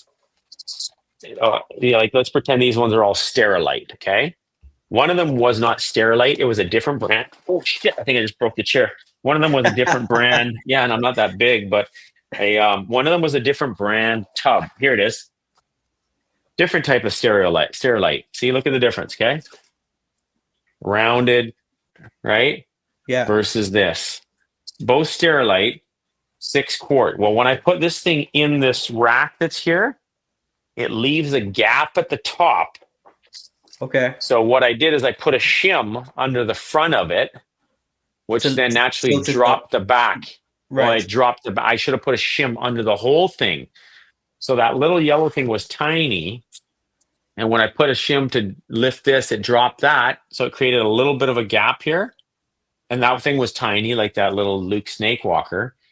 Yeah. And in the morning, it slid out. So I came in the morning, check on all my snakes, and I'm like, "Okay, I got 6 in here. Where's this one? This one?" And I look, and I'm like, "Uh-oh, that one's gone." And I was like, "No, that can't be." And I'm looking around, like, "What the hell?" So I call my kid. I'm like, "Jameson!" And he comes running down. I'm like, "One of the snakes got out." He's like, No, on God. I'm like, on God. So we start looking, and it was an Exoterra glass cage that I had a heat pad on the back of, like a big Exoterra one. And Yeah. inside that I had a bunch of Rubbermaid where I had the green tree pythons before that I wasn't using anymore. So that heat pad had fallen back, right? It Okay. was kind of like it was like hanging upside down. And it wasn't plugged in, or the snake would have died. But what do you know? When it escaped from the back of this thing that I'm sitting at, it went crawling, and it crawled by that heat mat, which wasn't on, but it has that glue, sticky glue, and Stuck it on. crawled across that, stuck on that. So my kid's like, "I found the snake." I'm like, "Okay, great." And he's like, I'm looking around. He's like, "I think it's dead." I'm like, "What?" And I look at it, and it's like face is stuck like Oh this, and I'm man. like, "Oh Yeah. my God!" And full anxiety. I'm like, "Holy shit!" Like, and I could How see do I it's get this off? alive. How do Yeah. I get this off? So guess what I grabbed? Alcohol, vinegar. Some Astroglide, some freaking lube, sex lube. Hey, if it works, it works. I called Daffy. He's like, get some cooking oil or whatever. And I was like, I don't know if I got cooking oil. He's like, you need some lubricant, something. I'm like, I know what I got. I didn't have any P Diddy lube, any baby Johnson or Baby anything. oil. So Yeah. I grabbed that stuff, lubed this thing up, and then started just by bit with like just a little piece of paper, just kind of sliding it under its body as it kind of worked its way down. And then the tail started, the head came off. And then as soon as the head was off, it was like trying to bite me because it's obviously defensive. And then I slid its way back. And then as it got towards the back, it kind of like yanked its back. And then I thought it kinked its tail, because when I put it back in there, it looked kinked, and I was like, oh, fuck, now I got a kink tail on this snake. Like, almost Yeah. killed this thing. Is it gonna live? And then I called Socrates, and I was upset. I was almost crying. Like, I was pretty emotional. I'm like, man, I fucked up. And he's like, no, no, it's okay. The snake will be fine. She'll FaceTime me. No, it should be good. It'll bounce back. These things are pretty resilient. I'm like, I think it's got a kink tail. Just give it a few days. Sometimes these things come back. And I'm like, listen, I'm really sorry I let you down. He's like, what do you mean you let me down? I'm like, I almost killed a snake that you trusted me with, right? Like, Yeah. I take this serious. Somebody sells me a snake, whether it's Steven Saltzman, which I haven't bought from, Dave D, Socrates, Patrick, Bill, whoever, right? These people are trusting me, in my opinion, with an incredible animal that they probably could sell to 10 other people, because I want to carry their lineage in Canada. And here I sit the bed and the snake escaped. I treat that as a failure. So I was like, I got to do better. I can't let that happen again. And if this thing dies, like, you're out that money. Right. And Socrates was like, "Hey, just keep me posted. If something happens, like, I'll take care of you. Don't worry. I'll get you another snake." I'm like, "No, no, no, no. Like, I fuck, no, no, no, no, no, no." Like, we become great friends now. And Yeah. You went to but visit him I recently, right? yeah, yeah. And he came and So visited me here and stayed here. But that's awesome. amazing guy, crazy collection of snakes. He's got one of my favorite snakes in the world, that manifester. That thing is like The, insane. the Bolin's Python. No, no, that his green tree python, the motherfucking Oh, okay. manifester. Oh, okay. That Yeah. thing, Yeah. that thing is like, it's just out of this world. Like, I've got snakes with some black on their face, and I talk some. This thing is like black, Crazy. right? And and Okay. and it's just like, I was like, please sell me this snake, black and blue. Like, please, look at this thing. Wow. Yeah. Yeah. I've seen pictures of it. That's incredible. Incredible. Like, it's bizarre, black and blue. This thing Incredible. is so beautiful. I was like, oh my God, I want this thing so bad. And he's like, Yeah. well, you'll have to create your own, That's true. right? And you So will. that's what I'm going for. Create my own. But yeah, no, Yeah. that's why I felt like a failure, like I, let somebody down. Not that he was saying that. I just felt like, if I'm gonna do something, I'm gonna do it, and do it to Right. the best of my ability. Try Yeah. to be the best at anything, whether it's breeding a snake for fun, or whether I'm a realtor, if I'm gonna play hockey, if I'm gonna play something, do anything, I want to be the best I can be. So I felt like I let him down on that. Yeah, no, that's awesome. And Yeah, on yeah, I love your whole mentality around the hobby as well. Like this is I wish more people would be applying this. First of all, the positive energy, the manifesting, the and then yeah, just I'm gonna do something. I need to do it to the best of my ability. There's not these are animal lives we're dealing with. It's not just totally. like oh willy nilly I I'm gonna don't throw think it in the tank. But yeah, we're not taught to think like that. I think at the end of the day, like we all do the best we do with our mindset and stuff. And unless you work with people like I've been doing for 13 years, I work with Socrates, I do breath work. I've worked with coaches in the past. I've done EMDR, I've done Reiki, I've done hypnotherapy, lots of hypnotherapy. So unless you learn to think differently, talk differently, walk differently, you're just going to think the way you were taught. yeah, And if you look at certain patterns, like my mother's a very sweet person, but she's very negative. So sometimes I can find myself kind of, my girlfriend will check me and be like, hey, you're being a bit negative right now. I'll be like, oh, yeah, you know what? You're right. Yeah, I got to change that. How would I change that? Stop talking about that. Stop engaging with that person. Like you can get caught talking and, you'll know. Like somebody called me today, won't mention who, and always goes off on why traffic sucks and bike lanes suck and this sucks and then you find yourself engaging in that and and feeding that. And then you're like, you can feel your body, your posture change, your back you tightens, your get neck tightens, tense. you're like Yeah, tense and you're like, fuck, I don't want this conversation anymore. I gotta get out of it. yeah, And those kind of people you distance yourself from, and it's not that easy. So I think in life we're grown up, being taught from our parents to do the best they can, but imagine they've never had somebody help them think positive or tell them right, about the importance of food and diet, working out and meditating or prayer, all these things. They're going to teach you what they know, and then you're going to go through right, life with that until you break that habit or learn, or you want to learn, which has to be like a desire to learn yourself. Like I can't tell you, fatty, you need to learn. You right. need to learn, right? Like you're gonna be like, fuck you, I don't want to learn. You Yeah, need to want that yourself. So when you go out there like me and you want to learn, I'm not kidding. Like I probably watched 2 hours of snake videos every single night for like almost 2 years straight. So we're talking like 1,400 hours worth of video. Maybe it's more because there's some days I watch more. Maybe it's less, but 1,000 hours, 1,400. So they yeah. say you need to be 10,000 hours doing something to become an expert at it. To become an expert. I'm not Yeah, nowhere near an expert. So like the fact that you want me on this podcast or Ro or Jaffe, I'm honored to be here, but I take it serious. And I'm also saying to people, hey, by no means am I an expert. I'm an right. amateur. This is amateur hour here. I can tell you what the amateur learns and knows, but I want to learn from Socrates. And, I listen to MJ's podcast all the time, Trap Talks, and he's got great people on there. And you had, Yeah, Keno and Travis and Ro and you, like, maybe these are the kind of ways that we learn, because otherwise we can read a book, but a book is static and it's not visual, it's not moving, it's not the same, right? Which is why everybody goes to video and podcasts. yes. Um, And it doesn't and I tell you think that if individual experiences either. Sorry, no, proceed. and that's where we learn from other people's mistakes and learn from my Yeah. mistakes, and you learn from, Chuck. I don't know if you ever heard Chuck Amicone talk about where he was feeding a Neo, and the frickin' the what's it called? The tongs went through the Neo's throat Wow, through no, I its haven't neck, heard that. and then Yeah, he put glue there to glue it back, and the thing's still alive and crushing food and healthy, but he had to like quickly fix the snake or it was going to die. Like, I mean, who would have thought using metal tongs, which is what they sell you, when this thing just grabs like this right through the side of its throat. that's And crazy. then I was like, oh shit, I gotta change my tongs. Yeah, So we're all trying to help each other and learn. I just find that when you said my approach to learning, or to the snake thing, I think that we could all be better, think better, talk better, and manifest more. Like I love Bill Stiegel. I talked to him. I'm not saying I changed him by any means, but when he was posting that he had a clutch coming, and he said, I got 13 eggs and we'll see how this turns out. I said, no, fuck that, Bill. We'll see 13 out of 13. Let's fucking go. Let's change your mindset. We're gonna get yeah, 13 out of 13. This is just in text. And he's like, and the next thing you know, he had 13 out of 13. Like, did I manifest that?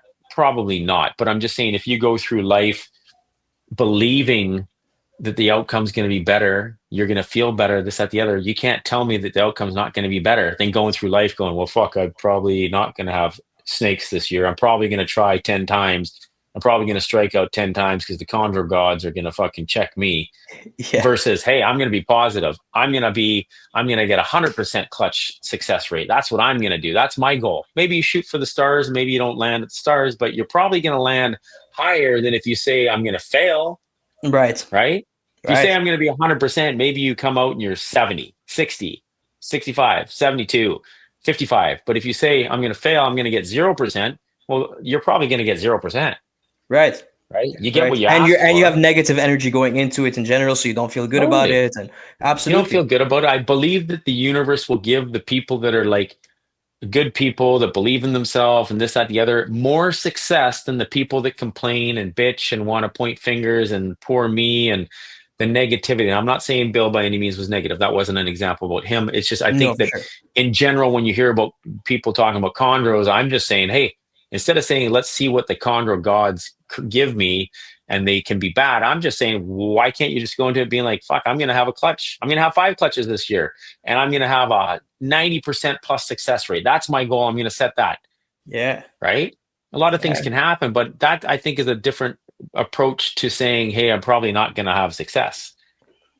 And I think that those 100%. people that have that approach, I think you can shift your results by shifting your focus. And you could argue with me and say, well, that's out of your hands. You're not a snake in an egg, and there's a lot of things that can go wrong. I say, yeah, for sure. But if you got a positive attitude, I think you're going to have a better outcome than if you have a negative attitude. Would you agree on that? Right? If you can manifest success and health, can you manifest sickness? Yes. The people that are always talking about sick, sick, sick, sick, sick, sick are always sick. Always sick. I'm Yeah. I'm gonna get sick. I'm not feeling good. My back hurts. My neck hurts. Everything hurts. They're all just complaining about it all the time, and they're perpetually in this state of dis-ease, right? I'm not saying they're getting a disease, but I believe that diseases can be caused from being in a state of dis-ease for too long. And Yeah. And you're let's constantly flip, stressing yourself. But yeah. yeah, let's flip that script into positivity and let's create some incredible animals, snakes, geckos, retics, whatever it is that you want to do, and make some incredible animals and empower each other and help each other. Why not, right? 100% agreed. Hundred Yeah. percent agreed. I think like yeah, I really hope more people in the hobby, but also not just in hobby, just in general, start to follow this mindset. I'm Hmm. not I'm far from it. I try to be as positive as possible. I'm far from it, but I do like the way you think in all aspects of life. Yeah. Um, I mean, it's served me yeah, well in everything I've done in life, right? Like, and I probably could have been way better had I known this before, right? yeah. I've always done well and been successful in whatever I did, whether it was hockey or then I worked at BC Ferries and then I worked as a bartender trying to be an actor and I did okay with it, but could I have done better? Yes. Why or how? Probably by being less negative. I used to blame too much. I used to be like, oh, fuck, probably not going to get the part. I look Iranian and I'm auditioning against somebody that doesn't, and maybe I didn't get the part because of that. I didn't know that at that time, like, oh, what a fucking waste of time. I'm going to go study and go to this audition, probably not going to get the part. Well, guess what? I didn't get the part. Yeah, I believe I was good enough. I put in the work, but I would go into it with a different mindset than I do now. In real estate, yeah, I've found tremendous success since the beginning because I work hard. Um, Honesty, integrity, all of that. But my career changed when my mindset changed. I doubled my income and then I doubled my income again. Then all of a sudden I was one of the top realtors in Victoria out of 1,400. Now there's 1,660 and I'm number one for volume of oh, sales. How do I get that? I definitely work hard and I hustle and stuff, but I believe that if you do the same as me, you work hard and you hustle, I will probably have way more success than you if your mindset's not right. And most yeah, people's mindset's not right. And in real estate, that's the difference. Somebody with that might outwork me, might out hustle me, might make more phone calls, knock on more doors, this, that, the other is like, fuck, I don't get it. And I'm up here with maybe less hustle, less work because my mind takes over and I'm like, hey, I want to work with Fatty. I want to get that listing. I got that listing already. And I just think differently and then the results change. So I think the universe, I don't think, I know the universe wants to reward people that are positive and want to share. For me, somebody reaches out to me, what do I want to do? I want to help you to be a yeah, better version of yourself. And maybe it's not even snake related. You might reach out to me and be like, hey, somebody reached out to me today and said, hey, you've made a big difference in my life in the last 6 months. I've had no phone calls with him ever. You see me in the podcast, heard a couple things I said, implemented that into his life. Some of his success has changed. If I can help somebody with that, then the universe wants me, more of me, and less of the complainers. So they're going to give guys like me more positive results, more success, more financial freedom, more success with snakes, more opportunities to buy incredible snakes. Whereas other people might have been like, shit, I inquired too late and somebody else snatched it up. Why poor me? Whereas I'm Yeah. going, hey, universe, give me more, give me more. Why? Because I want to share. I want to share. I want to share. I want to help other people, not just take, and negative, negative, negative. So I think that I know that that's a big determining factor in my success in real estate, and it's going to be a determining factor in my success in snakes. And I think it will be a great thing if other people could incorporate that. And maybe it'll just takes them from 50% success rate to 70%, 70% to 80%, just by being a little bit more positive, manifesting positivity, watching the way we talk, not saying, hey, well, hope this works out. No, this is going to work out. Well, sure. Shouldn't you worry about what could go wrong? Well, I'm aware that things could go wrong. And if it does, I've got the right tools. I've got a vet on standby. I've got this, and this, but Right. I'm not going to use them because this Because is it's going to go going to go right. well. This Yeah. is going to go well, whereas Yeah. everybody else says prepare for the worst, but hope for the best. I'm saying fucking expect the best and be ready in case the worst happens, but it's not going to Right. happen. Right. That's my mindset. I love it. It's like in short, live life and love life. Like it's That's just right. it's perfect. Yeah, I love it. Yeah. Yeah. On that note, like, dude, what an incredible conversation. Thank you. We will definitely have to have you back on again, and you will definitely be hearing from me more frequently. I'm just gonna start bugging Yeah. you. I hope Yeah. that's Yeah. okay. It's not um, bugging me. I love talking about real estate. I love talking about snakes. Like I look forward to phone calls, right? So Perfect. Yeah. No, yeah. no. You will be hearing me from me for sure. Yeah. But on that note, Jason, thank you very, very much for coming on and My doing this, man. pleasure. I My truly pleasure. appreciate it. Thank you, Um, Habibi. yes, Habibi. Yes. There we Yeah. go. See, with us Middle Easterns, we gotta stick together, man. I hear you. Even if we're all the way up here in Canada. But That's right. yeah, where can everybody follow you? Where can everyone keep up with you? I am at Binab Group in real estate. If you like real estate and cars and shoes and watches and occasional snakes, I stopped putting snakes on there because it started scaring some of my customers, which were like, "Sorry, you have what in your house?" Like, so Yeah. at West Coast Chondros, so it's West_Coast_Chondros, and not to be confused, I am in Canada, so I put the little Canada flag there because Nice. everybody else seems to be like, "Oh, I thought you were West Coast like Cali." I'm like, "No, no, I'm West Coast Canada. Yes. We are the California of Canada. We call it because of our weather, Yes, the it's San true. Diego of Canada." But yeah, West Coast Chondros _, and I love talking about chondros. I mean, I just think they're incredible animals, and I don't know. My girlfriend's like, man, you spend a lot of time learning about these things, this, that, the other. But she's like, I love your dedication. And I'm like, well, I love these things. I think they're incredible. I just want to look at them. I sit in here, I meditate every night. I meditate here in the day.